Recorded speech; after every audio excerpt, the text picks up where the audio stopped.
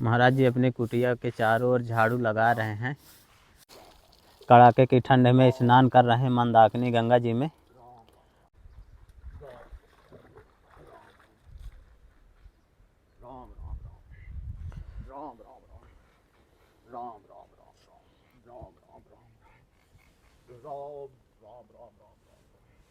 दोस्तों महाराज जी का स्नान ध्यान हो गया और महाराज जी अब अपनी कुटिया की ओर जा रहे हैं।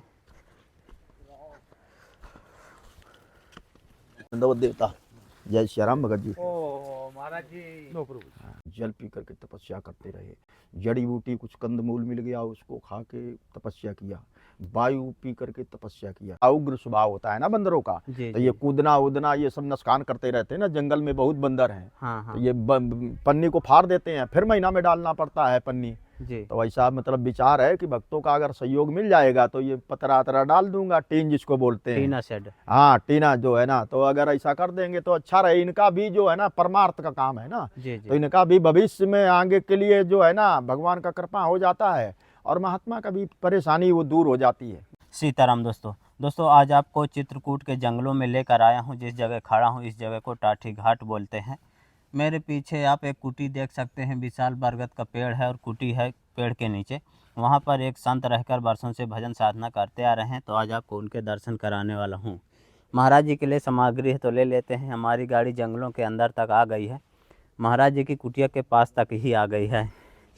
तो दोस्तों ले लेते हैं और चलते हैं सीधा महाराज जी की कुटिया की ओर। दोस्तों विशाल बरगद का पेड़ है और पेड़ के नीचे ही महाराज जी की कुटिया है। बिल्कुल साधारण सी कुटिया महाराज जी बनाए हैं तिरपाल वगैरह डाल करके। और चारों तरफ से आप जंगलों के ही दृश्य देखेंगे। जिधर भी आपकी दृष्टि जाएगी जंगल ही जंगल है। बीहड़ घनघोर जंगलों के अंदर महाराज जी की कुटिया है। आइए देखते हैं महाराज जी अपनी कुटिया में क्या कर रहे हैं। चारों तरफ से पतली वाली जाली लगी है बंदरों से बचने के लिए। और ये महाराज जी की कुटिया का प्रवेश द्वार देखिए, बिल्कुल छोटा सा बना है। महाराज जी भजन साधना में व्यस्त हैं, आपको दर्शन करा देता हूँ। ये देखिए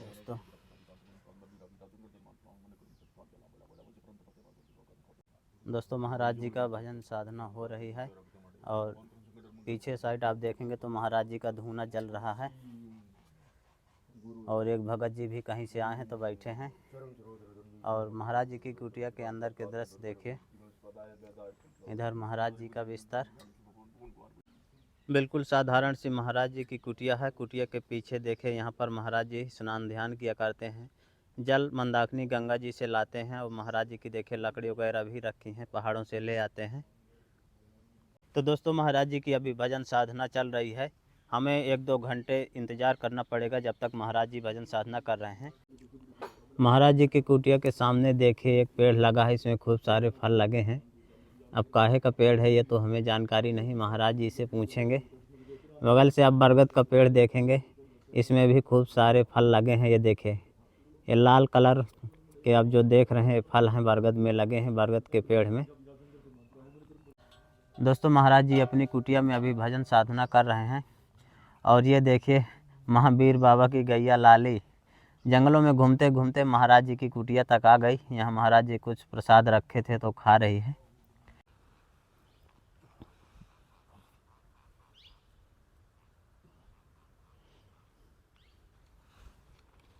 चारों तरफ से बीहड़ घनघोर जंगल है और मंदाकिनी गंगा जी हैं।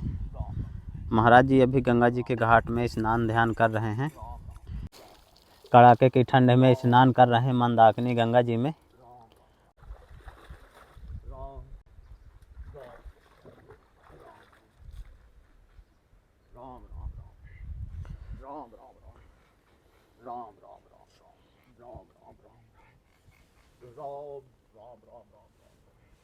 दोस्तों महाराज जी का स्नान ध्यान हो गया और महाराज जी अब अपनी कुटिया की ओर जा रहे हैं।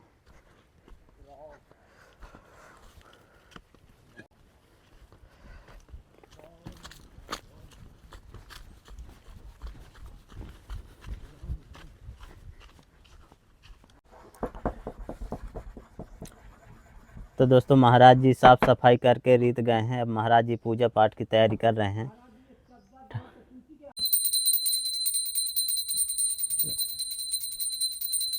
जय श्याम जय श्यामा श्याम, जय बोलो सीताराम की, जय बोलो हनुमान की, संकट मोचक वाली दान की, जय बोलो सीताराम की, जय बोलो हनुमान की, संकट मोचक वाली दान की, जय बोलो सीताराम की, जय बोलो हनुमान की, संकट मोचक वाली दान की, जय बोलो सीताराम। सीताराम जय महाराज। सियाराम, जय सीताराम।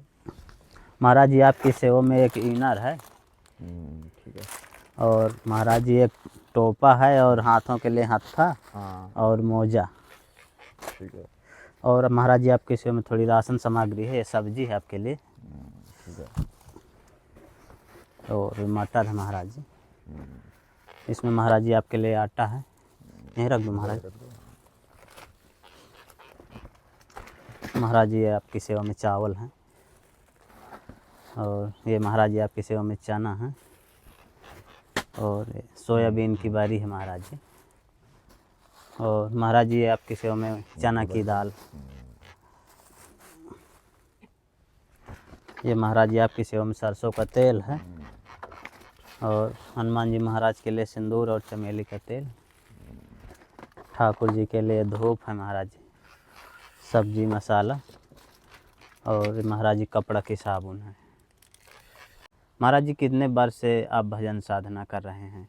जंगल में तो हमको यहाँ हो गया 8-9 साल हो गया है, टाटी घाट से लेकर के यहाँ तक का जी।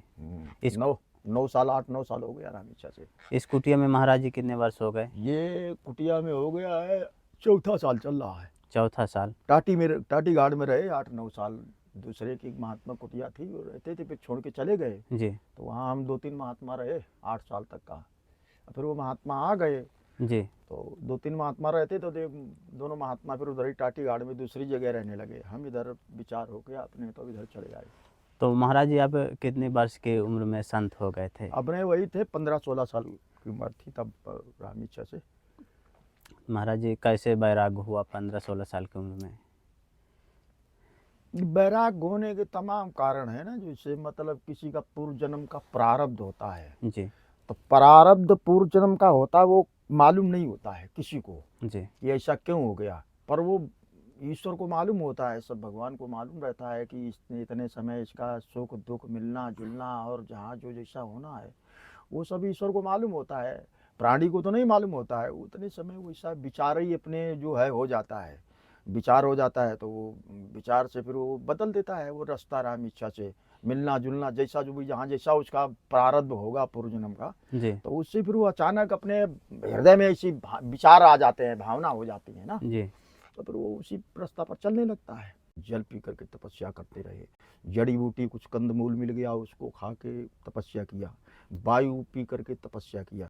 हवा से मतलब तृप्ति हो जाती है। जब ज्ञान हो जाएगा ना हवा का कि हवा से कैसे भूख मिटती है, तो वो ज्ञान होने पर फिर अपने आप ही मालूम हो जाता है कि हवा से तृप्ति हो जाती है।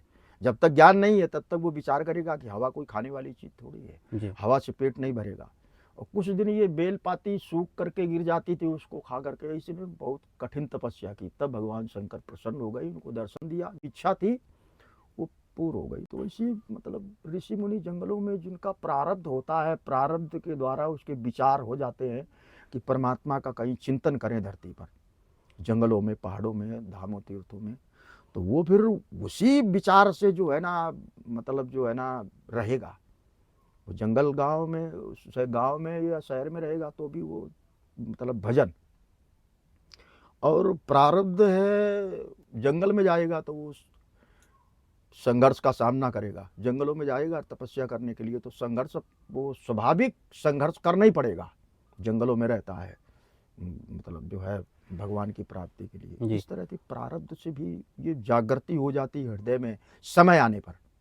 देखो परमात्मा की प्राप्ति के लिए अगर संतान के लिए माता पिता घर में है ना, तो माता पिता संतान के लिए भले उसको ज्ञान नहीं है, ज्ञान जल्दी नहीं होता है माता पिता का, विश्वास करने माने। और कुछ लोग ऐसे भी है कि उनको ज्ञान होता है कि माता पिता हमारे भगवान का रूप है।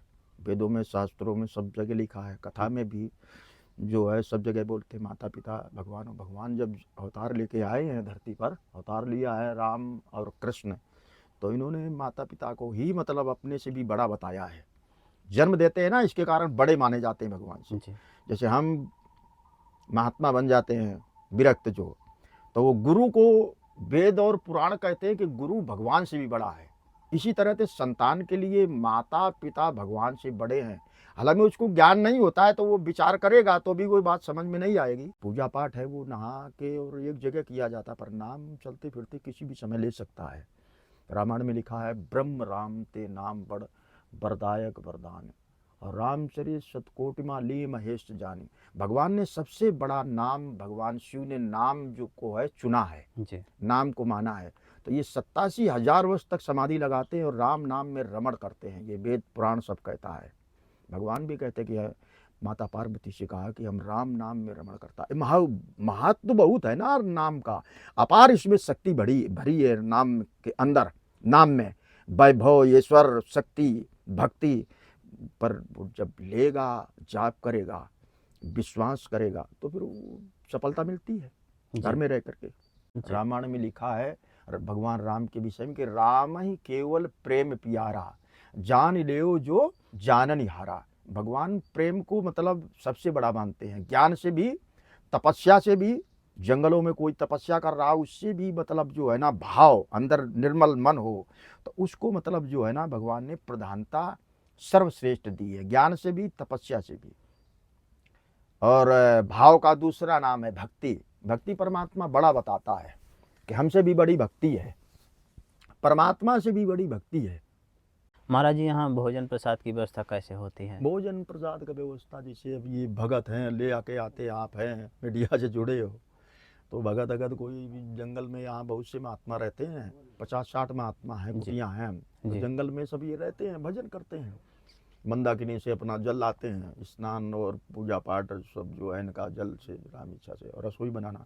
यहाँ कोई खेती पाती तो है नहीं, तो ये भगत अगत जो है जिनको मालूम है कि जंगल में महात्मा रहते हैं तो वो व्यवस्था कर देते हैं। सुबह महाराज जी कितने बजे से भजन साधना शुरू हो जाते हैं? यहाँ जंगल में महात्माओं का नियम कुछ 3 बजे उठ जाते हैं, कुछ महात्मा 4 बजे उठते हैं, और कुछ महात्मा ऐसे हैं कि वो रात भर भी भजन करते हैं। 50-60 कुटियाँ हैं ना, अलग अलग सभी का मतलब कर्म होता है। और कुछ अपना जो है ना सुबह उठते हैं। तो महाराज जी जैसे यहाँ खतरनाक जंगल है, जानवर भी रहते होंगे, डर नहीं रहता? जंगल में तो जानते हो जानवरों का, हिंसक प्राणियों का शेर है, चीता है, बाघ है, कई जानवर है ना इसे हिंसक प्राणी। ये यहाँ रहते हैं। शेर खाली नहीं है, शेर आगे जंगल में है। जी। और जैसे भालू यहाँ बहुत है। ये सब कई प्राणी हैं। भालू हिंसक प्राणी तो नहीं है, पर चीता है, जैसे है, बाघ है, तेंदुआ है, ये प्राणी है यहाँ। जी। जैसे महाराज जी आपकी कुटिया चारों तरफ से खुली रहती है तो यहाँ अंदर नहीं आते हैं? नहीं, अंदर नहीं आएंगे। ये शाम की टाइम जब अंधेरा हो जाता है, सुनसान हो जाता है, तो ये फिर अंदर आते हैं। ये यहाँ आ जाएंगे कुटिया के पास में, आवाज करते हैं। सांप बिच्छी बहुत हैं जंगलों में, तो ये होते ही हैं, और ये जानवर भी हैं, तो सावधानी से रहते हैं। कहने का मतलब जंगल में आए तो संघर्ष तो करना ही पड़ेगा। जी। संघर्ष करेंगे तो भी जंगल में तपस्या होती है। तपस्या का नाम ही दूसरा है संघर्ष, और संघर्ष का नाम तपस्या है। वो संघर्ष जब कर लेता है, समय आ जाता है, तो परमात्मा की कृपा हो जाती है, शक्ति भक्ति दे देता है। तत्काल तो नहीं कि हम साल भर से यहाँ भजन कर रहे हैं, कुछ मिला नहीं। उस समय आने पर, उस समय परमात्मा को मालूम होता, जिसकी हम साधना कर रहे हैं, मतलब जो है भजन करते, उसको मालूम है कि समय इसका कब पूरा होगा। महाराज जी जंगलों से भी फल फूल मिल जाते हैं? जंगल में फल फूल होते हैं बहुत तरह के, इससे जो है ना, तो उनको मतलब पा करके, जैसे जंगलों में जड़ी बूटी बहुत सी होती हैं जी, तो उनका जब ज्ञान हो जाएगा तो पा करके वो भजन करता है। कंदमूल है, ये जंगलों में ही होता है। कंदमूल मतलब जो है ना जंगलों में ही होता है, ये गांव शहर में थोड़ा होता है। तो जंगलों में उनका ज्ञान हो जाता है तो वो उसी को पा के भजन करता है जी। तो दोस्तों देखिए महाराज जी की कुटिया के ऊपर से तिरपाल पड़ी है और चारों तरफ से बिल्कुल साधारण सी जाली लगाए होंगे। महाराज जी ये तिरपाल तो हर साल बदलनी पड़ती होगी? ये तो महीना में बदलना पड़ता है, बंदर कूदते हैं ना, फाड़ देते हैं। अच्छा। ये पन्नी इसको बोलते हैं। तिरपाल नहीं, पन्नी। तो ये पन्नी महीना में बदलना पड़ता है, बंदर फाड़ देते हैं। तो ऐसा बरगद के पेड़ में चढ़ जाते होंगे? हाँ, ये इनका स्वभाव ऐसा होता है ना, इनका बहुत खतरनाक स्वभाव होता है, उग्र स्वभाव होता है ना बंदरों का। तो ये कूदना उदना ये सब नुकसान करते रहते हैं ना, जंगल में बहुत बंदर हैं। तो ये पन्नी को फाड़ देते हैं, फिर महीना में डालना पड़ता है पन्नी जी। तो ऐसा मतलब विचार है कि भक्तों का अगर सहयोग मिल जाएगा तो ये पतरा अतरा डाल दूंगा, टीन जिसको बोलते हैं, टीना शेड। हाँ, टीना जो है ना, तो अगर ऐसा कर देंगे तो अच्छा रहे। इनका भी जो है ना परमार्थ का काम है ना जी। तो इनका भी भविष्य में आगे के लिए जो है ना भगवान का कृपा हो जाता है, और महात्मा का भी परेशानी वो दूर हो जाती है जी। बंदर नुकसान करते हैं ना, जाली आली है, ये सब ये तोड़ देते हैं। बंदर का स्वभाव ऐसा उग्र स्वभाव है ना जी, तो इस तरह से अगर सहयोग हो जाएगा भक्तों का तो बहुत अच्छा रहेगा। जी परमार्थ का काम है ना, राम काज है ना, भगवान का काम है। बिल्कुल। हाँ, तो ये हो जाएगा तो अच्छा रहेगा। भगत अगर सहयोग कर देंगे तो हाँ, टीन का है ना, जाली का व्यवस्था हो गई है। अच्छा जाली हो गई महाराज। जाली का हो गया व्यवस्था, अब वो टीन वाली बात रही ना। हाँ तो टीन का जो है ना, राम इच्छा से तो भक्तों का। महाराज जी धन्यवाद, महाराज जी धन्यवाद देवता। जय श्री राम भगत जी। ओ महाराज जी, महाराज ना महाराज जी, सुधा अभी हम- महाराज, अच्छा सुदामा दास जी महाराज जी। महाराज जी गाय पगला से। हाँ आप पहचान गए। हाँ जय श्री राम। किधर से आए हो राम जी? अच्छा चंडीगढ़ से। अच्छा अच्छा जी। हाँ उधर टाटी घाट हुआ है पर सेवादास जी, टाटी घाट हुआ है। हम जाएंगे। अच्छा अच्छा अच्छा अच्छा, बड़ी अच्छी बात है, बढ़िया है। जय श्री राम, जय श्री राम।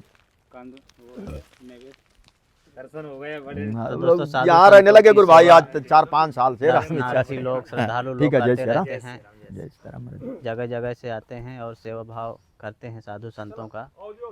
तो देखा दोस्तों किस तरह से महाराज जी बीहड़ घनघोर जंगलों के अंदर बिल्कुल साधारण सी कुटिया बनाकर तिरपाल डालकर भजन साधना करते हैं। महाराज जी की एक समस्या थी कि जो तिरपाल कुटिया के ऊपर पड़ी है ये बंदर फाड़ डालते हैं, बड़े बड़े पेड़ हैं चारों तरफ से तो ऊपर से कूदते हैं तो ये फट जाती है। इसको बदलना पड़ता है, हर साल बदलना पड़ता है, वैसे बरसात में ज़रूर ही बदलना पड़ता है। महाराज जी की कुटिया के चारों तरफ से लगाने के लिए जाली की व्यवस्था किन्हीं भक्तों के द्वारा हो गई है। महाराज जी की इच्छा थी यदि ऊपर से डालने के लिए टीना मिल जाते तो अच्छा हो जाता। दोस्तों संतों की तपस्थली का ये वीडियो आपको कैसा लगा आप हमें कमेंट में ज़रूर बताइएगा। जल्द ही मिलते हैं एक नई जगह एक और नए वीडियो के साथ। तब तक के लिए कामतगिरी जर्नी की ओर से आप सभी को धन्यवाद।